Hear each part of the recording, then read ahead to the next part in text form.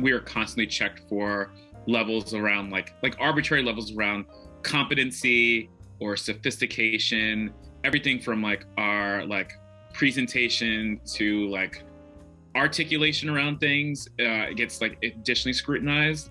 I think in a way that is like confirmation seeking. Like I think there's a baseline anti-Black sentiment that Black folks aren't smart enough or aren't capable enough or don't know enough to know how to swim the waters of like the rest of the world.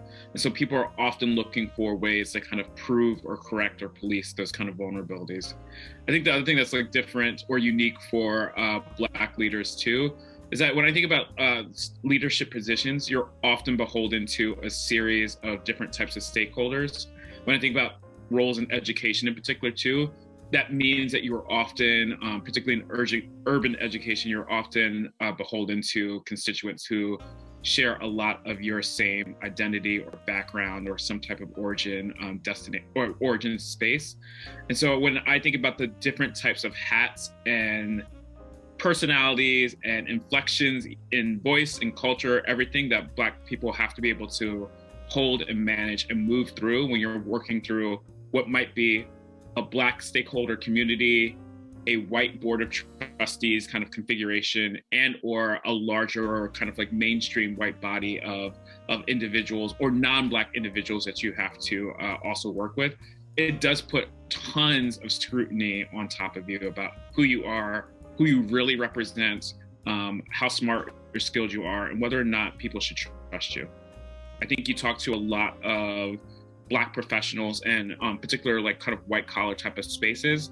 And there is a facade type burden that people feel like they have to perform or maintain in order to be seen as viable, professional, or heard in a lot of spaces. And I think that comes with a certain type of toll.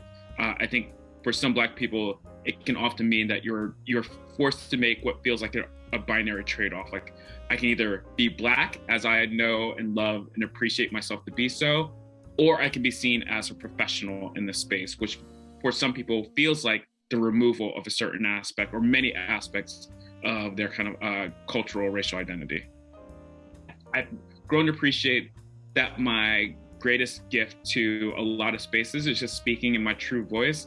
And that usually for me, by my standards, means like not engaging in cultural jargon around things just for the sake of cultural jargon around things. It's using the words, using the emotions, using the sentiments that I know and have, and not playing into the expectations of a wider culture because I'm hoping to tap into some validating power that I think oftentimes I have in myself and for myself in general. Yeah, what do we do now? I mean, I think a lot of our sectors are beleaguered by the same notion of urgency. And when urgency is at play, it means that we push people artificially to do things, be things, and act in ways that are unnatural and inhuman. And so when I think about what do Black leaders need, one of the things I believe they need, or we need, is time and patience, just like we would want for anyone else. Leadership and leadership profiles that are like endemic to who you are as a particular person, they take time to develop. And leadership sometimes in new contexts needs space, needs support, needs like champions, needs folks who are going to clear the brush for people to perform and to find their space a lot.